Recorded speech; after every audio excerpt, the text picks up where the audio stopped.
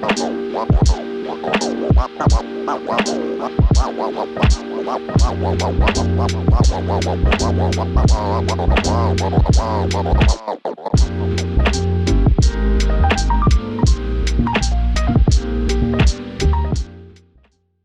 to another episode of The Edge, presented by the Bluntness. Here we take you behind the scenes with amazing people who are pushing the boundaries in cannabis today.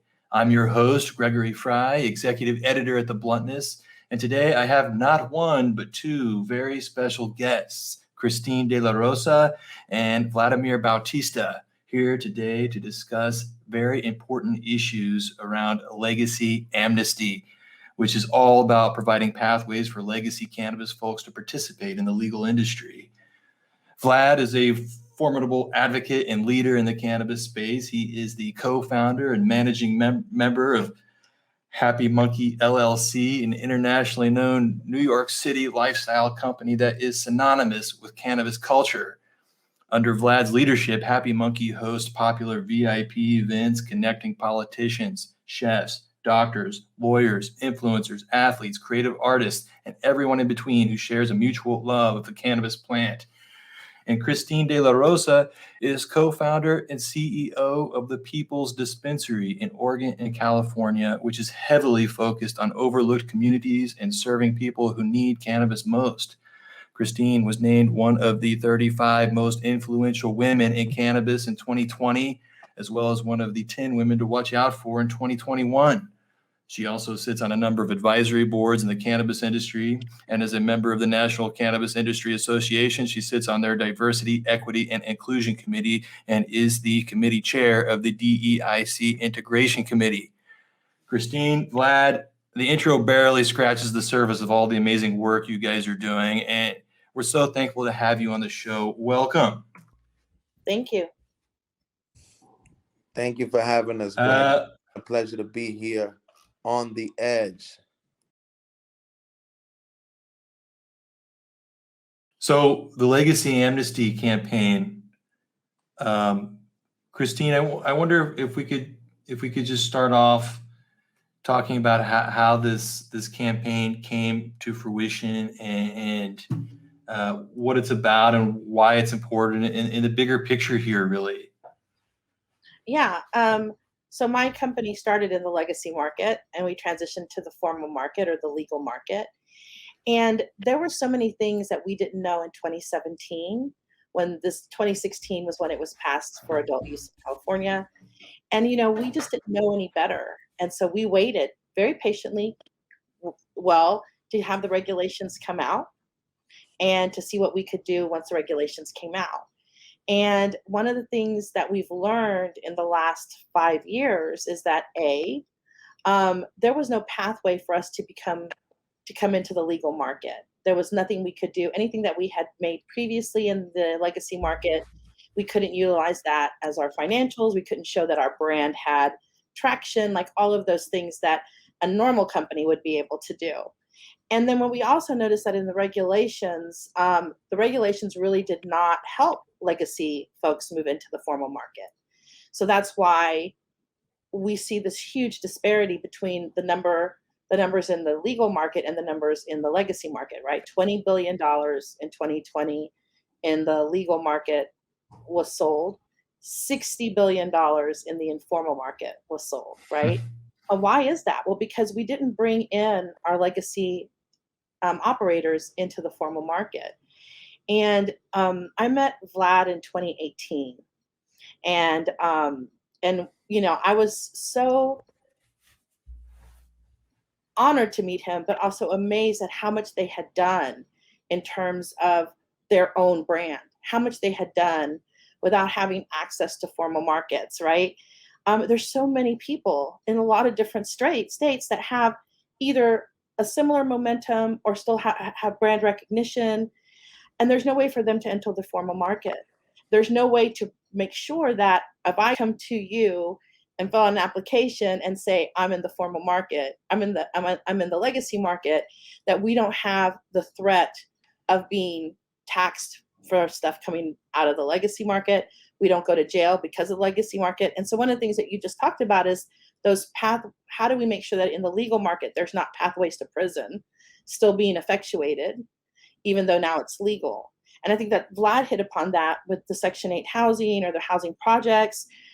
These are all places where you could go, another prison pipeline could be developed there if we don't do these things right now to ensure. So this hasn't been done anywhere. And the reason that the legacy amnesty is so important to me is that we know what could happen if we don't say something now. Like we didn't say it in California, right? We didn't say that. And so seeing New York coming online, and New York literally being the gold standard that every other state, including states that are currently legal, are going to look to, we're hoping that the legacy amnesty becomes something that people are really talking about, especially as we get into federal legalization, right? Because we are going to continue to create prison pipelines if we don't bring these communities and these operators with us.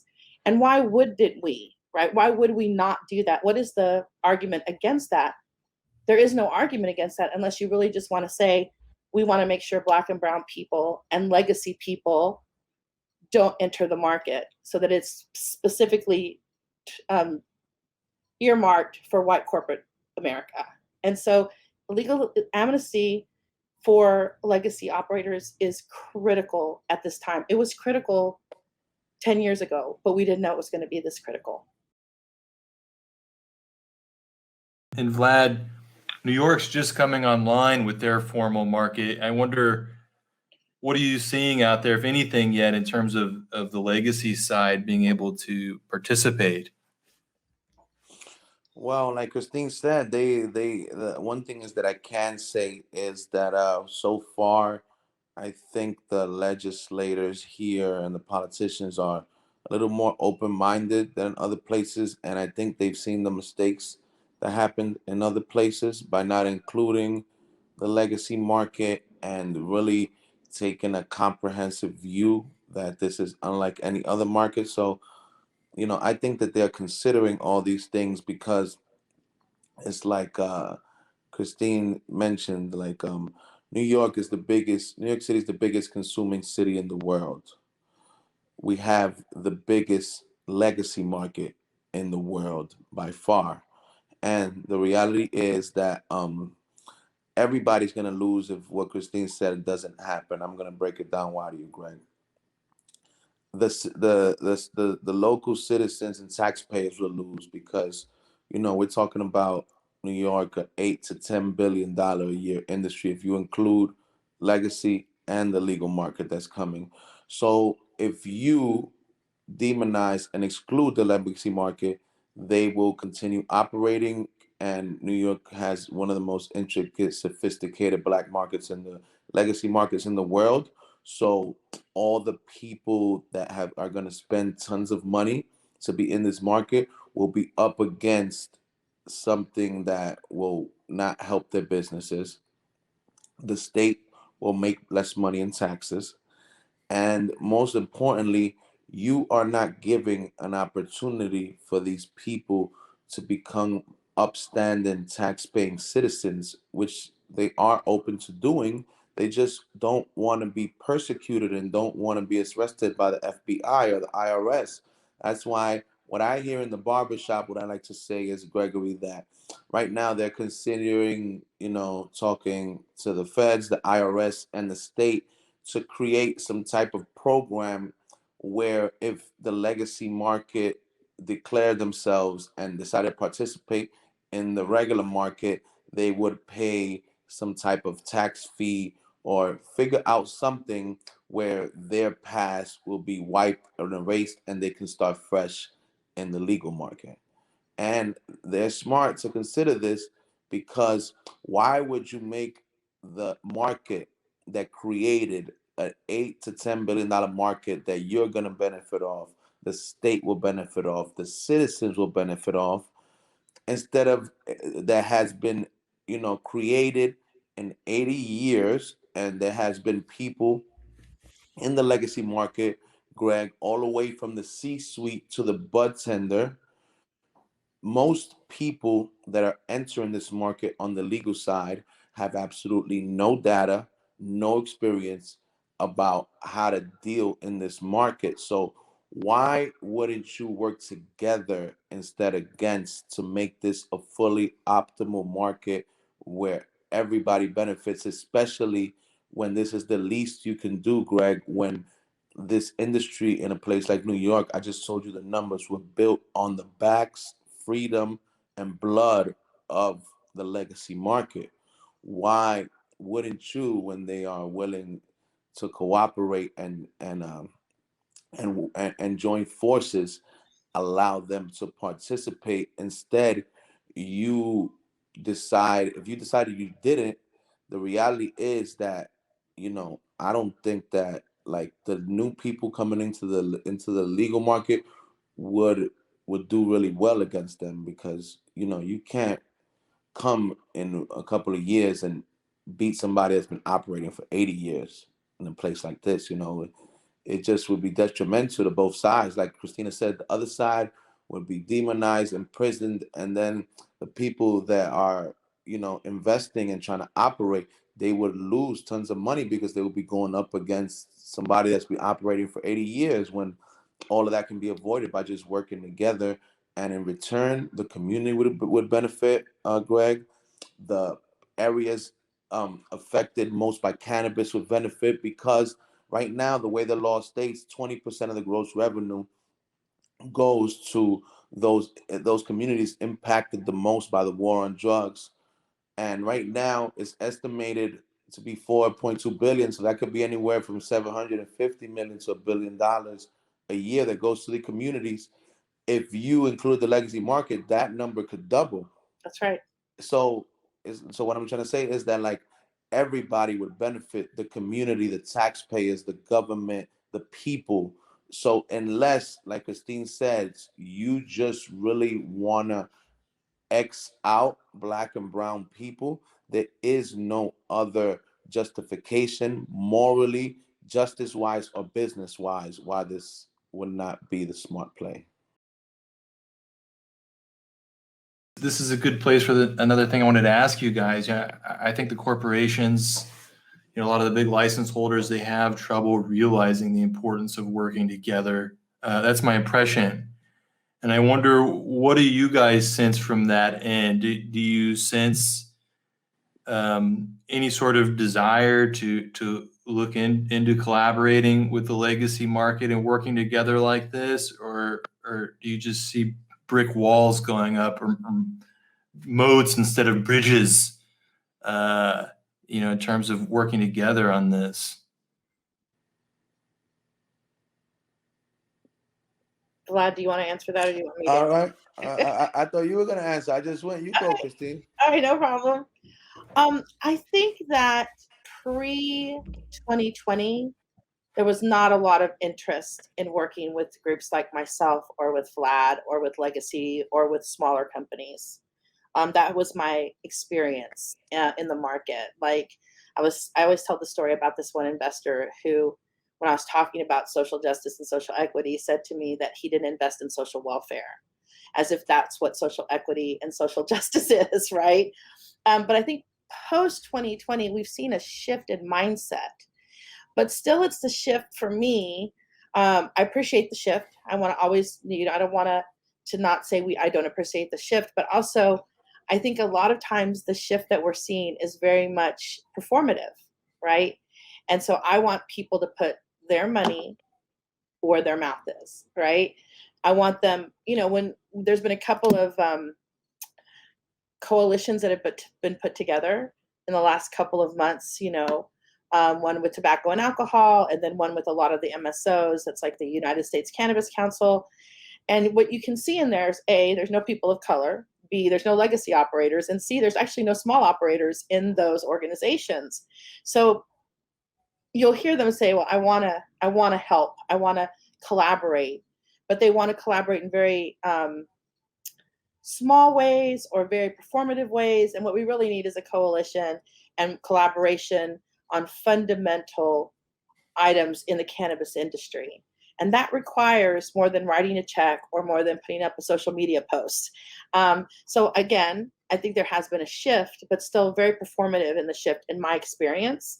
I'm sure other people have other experience, but very performative. And I want it to not be performative. I want it to be real. I think that there should be no fear between the two groups. They're servicing different people and different cultures. And I think that that's super important. So I'm not happy. Like, I don't think it's enough, but I think we're definitely at the start. And I think talking about this on shows like The Edge help people understand why it's so important. Like what Vlad just said about how this benefits everybody in the circle, not just one group, but communities, businesses, states, companies, is such a true statement that if you can't get behind that, then what you're really behind is enforcing systemic racism.